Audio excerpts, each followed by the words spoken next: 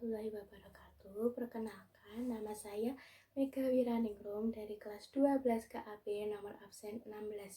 Pada kesempatan kali ini, saya akan menjelaskan tentang praktikum kalibrasi gelas ukur.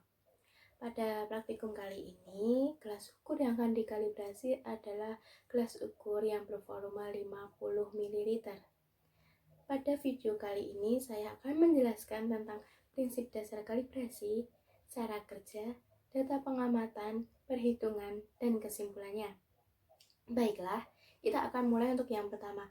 Namun, sebelum kita belajar tentang prinsip dasar, kita harus tahu alasan kenapa gelas ukur ini harus dikalibrasi terlebih dahulu sebelum digunakan.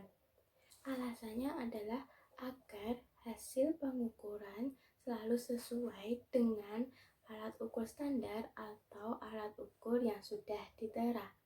Nah, itu tadi adalah alasannya. Lalu kita lanjut ke prinsip dasar kalibrasi.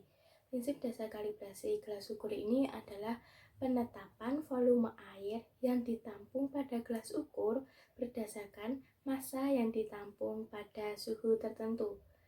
Apabila kita sudah menentukan densitas airnya, lalu kita bisa menentukan juga volume terukur dan penyimpangannya. Nah, itu tadi adalah prinsip dasar kalibrasi gelas ukur. Lalu kita lanjut yang kedua, yaitu cara kerjanya. Pada praktikum kali ini ada 8 langkah cara kerjanya. Yang pertama adalah kita harus memastikan terlebih dahulu alat yang akan kita gunakan itu dalam keadaan bersih, karena kalau alatnya ini tidak bersih, nanti berarti ada kontaminannya. Kontaminan ini akan mengganggu dalam proses kalibrasi atau bisa juga mengganggu pada hasil akhir pengukuran kalibrasi, sehingga hasil pengukuran kalibrasinya ini akan kurang teliti. Lalu langkah yang kedua adalah mendata spesifikasi alatnya dari merek, kapasitas, toleransi, kelas, jenis ukur, dan suhu pengukurannya. Itu kita catat dan digunakan sebagai data spesifikasi alat ukurnya.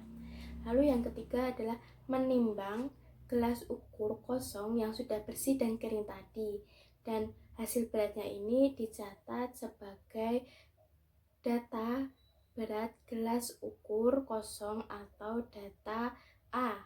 Setelah itu kita mengisi gelas ukur ini dengan Aquades sampai volume 10 ml. Kita menempatkan meniskus Aquades pada garis skala volume di gelas ukur itu dengan menggunakan bantuan pipet tetes. Terus setelah dipastikan tepat 10 ml, kita keringkan bagian atas gelas ukur ini menggunakan kertas saring. Tujuannya apa? Karena bisa jadi di bagian atas gelas ukur ini ada cairan, dan kemungkinan cairan ini nantinya akan menetes ke bawah sehingga bisa menyebabkan volume Aquades yang di dalam gelas ukur ini tambah, sehingga nanti volumenya tidak tepat 10 ml lagi. Dalam mengeringkannya juga kita harus berhati-hati, jangan sampai kita menyentuh Aquadesnya, karena bisa berkurang volume Aquadesnya sehingga juga bisa menyebabkan volumenya tidak tepat 10 ml lagi. Setelah gelas ukur diisi dengan Aquades dan tepat 10 ml, maka kita timbang gelas ukur yang sudah berisi Aquades ini dan catat hasil beratnya sebagai berat gelas ukur plus Aquades atau data B. Setelah itu kita ulangi proses yang keempat dan kelima tadi untuk volume 10, 20, 30, 40, dan 50 ml dengan masing-masing 2 kali pengulangan. Setelah itu yang terakhir adalah mengukur suhu Aquades. Karena dari suhu ini kita bisa menetapkan densitas Aquadesnya. Setelah kita dapat densitas Aquadesnya, kita bisa menghitung volume terukur dan penyimpangannya. Nah, itu tadi adalah 8 langkah cara kerja kalibrasi gelas ukur. Setelah melakukan beberapa langkah tadi, kita akan mendapatkan beberapa data pengamatan. Datanya antara lain sebagai berikut ini. Berikut ini adalah data pengamatan yang pertama, yaitu data spesifikasi alatnya. Yang pertama ada nama alat, yaitu gelas ukur 50 ml, mereknya Iwaki, berkapasitas 50 ml, toleransi atau faktor koreksinya kurang lebih 0,05 ml, termasuk kelas A, termasuk jenis alat ukurnya, alat ukur volume, dan suhu pengukurannya sebesar 20 derajat Celcius. Berikut ini adalah data pengamatan yang kedua, yaitu hasil kalibrasinya. Pada data ini terdapat 5 tabel. Yang pertama untuk volume 10 ml, 20 ml, 30 ml, 40 ml, dan 50 ml. Pada setiap tabelnya terdapat data, yaitu berat gelas ukur kosong atau data A, lalu berat gelas ukur plus aquades atau data B, berat aquades, suhu aquades, dan densitas aquadesnya. Pada volume 10 ml ini, di pengulangan pertama, berat gelas ukur kosongnya didapatkan berat sebesar 54,6537 gram. Lalu pada pengulangan kedua didapatkan berat sebesar 54,9108 gram. Setelah diisi aquades, beratnya berubah menjadi 65,6253 gram untuk pengulangan pertamanya. Lalu pada pengulangan kedua didapatkan berat sebesar 65,8734 gram. Lalu pada bagian berat aquades ini masih kosong, kita bisa mencarinya dari data B dikurangi data A. Sehingga pada pengulangan ini didapatkan berat sebesar 10,9716 gram. Lalu pada pengulangan kedua didapatkan berat sebesar 10,9626 gram. Setelah itu di rata-rata, rata-ratanya didapatkan berat sebesar 10,9671 gram. Pada suhu aquadesnya rata-ratanya sudah diketahui, yaitu 25 derajat Celcius. Maka bisa kita cari densitas aquadesnya dari melihat tabel massa jenis air. Berikut merupakan tabel massa jenis air. Suhunya tadi kan diketahui 25,5 derajat Celcius. Berarti kita cari di bagian sini angka 25, lalu di bagian sini 5-nya. Terus berarti cara membacanya tabel ini dari suhu 21 sampai suhu 25 ini 3 angka di belakangnya sebesar 0,997. Iya, 0,997. Setelah itu kita lihat di bagian 5-nya. Bagian 5 ini lalu kita turun ke bawah sampai di pas 25 kita dapatkan 914, maaf. Berarti 3 angka terakhir ini 914. Berarti ini adalah densitas aquadesnya. Densitas aquadesnya lalu kita tulis di data pengamatannya tadi, yaitu 0,99791 gram mililiter. Lalu pada volume kedua, yaitu volume 20 ml, berat gelas ukur plus aquadesnya didapatkan berat sebesar 74,8742 gram. Lalu pada pengulangan kedua didapatkan berat sebesar 74,8982. Sehingga pada berat aquades ini di pengulangan pertama ini didapatkan berat sebesar 20,2205 gram. Di pengulangan keduanya didapatkan berat sebesar 19,9874 gram. Sehingga jika rata-ratanya dihitung, kita akan mendapatkan berat sebesar 20,10395 gram. Karena suhunya sama dengan yang volume 10 ml tadi, berarti densitasnya juga sama, yaitu 0,9979114 gram per mililiter.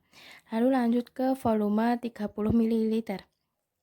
Pada volume 30 ml ini, berat gelas ukur plus Aquades atau data B-nya pada pengulangan pertama didapatkan berat sebesar 84,1897 gram.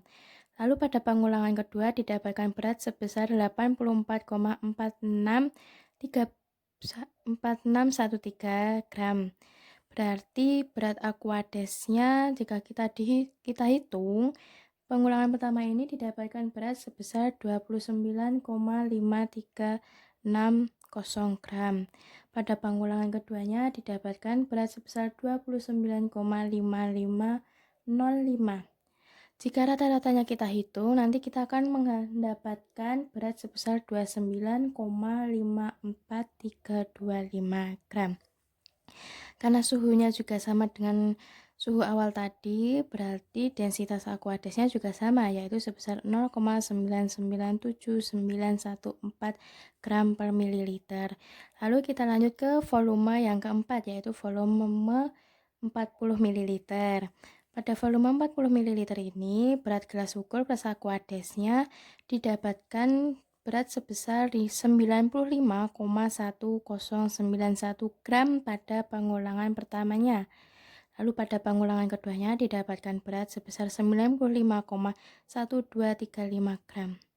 Sehingga berat Aquadesnya pada pengulangan pertama ini didapatkan berat sebesar 40,4554 gram. Lalu pada pengulangan keduanya didapatkan berat sebesar 40,2127 gram.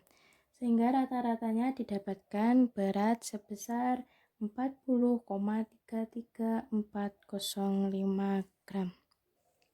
Karena suhunya juga sama, yaitu 25,5 derajat Celcius, maka densitasnya juga sama, yaitu 0,9979114 gram per mililiter. Terus volume yang terakhir, yaitu volume 50 ml. Pada volume ini, berat gelas ukur plus Aquadesnya pada pengulangan pertama didapatkan berat sebesar 104,3173 gram. Lalu pengulangan keduanya didapatkan berat sebesar 104,1938 gram. Berat Aquadesnya pada pengulangan pertama ini maka didapatkan berat sebesar 49,6636 gram. Lalu pada pengulangan kedua didapatkan berat sebesar 49,2830 gram. Jika di rata-rata, berat Aquadesnya sebesar 49,4733 gram. Karena suhunya sama, maka densitasnya juga sama, yaitu sebesar 0,9979114 gram mililiter.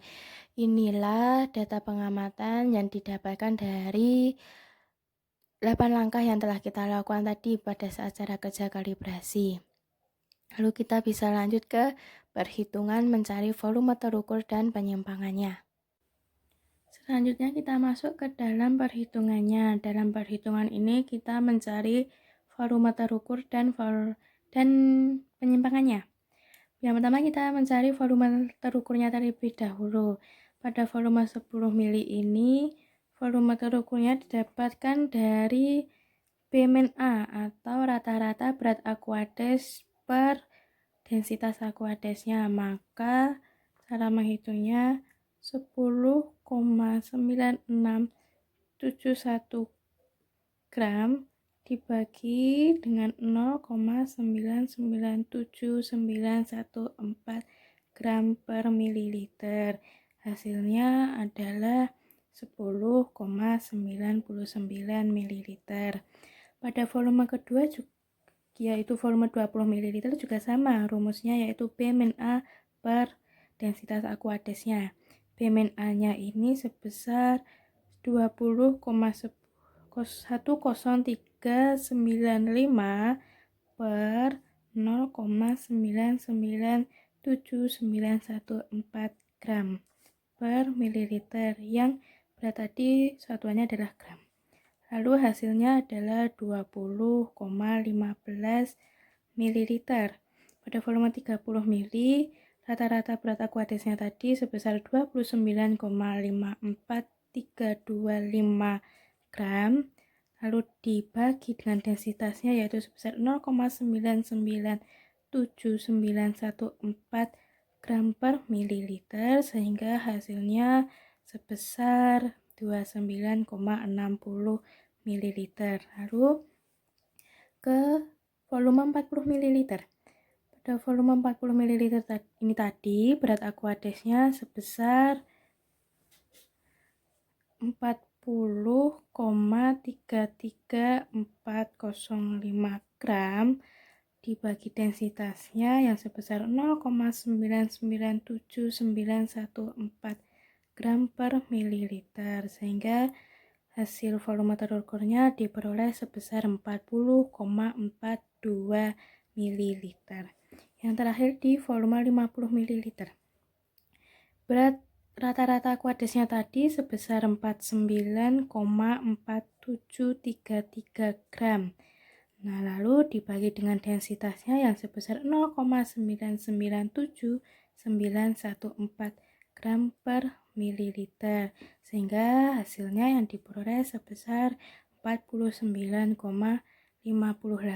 mililiter. Lalu kita lanjut ke penyimpangan. Penyimpangan ini juga dari 5 volume. Yang pertama untuk volume 10 ml.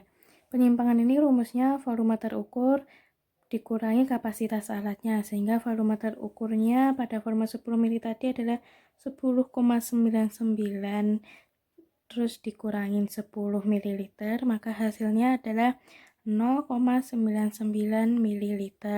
Lalu yang kedua, ini tadi 20,15 dikurangi kapasitasnya sebesar 20 ml, maka hasilnya 0,15 ml.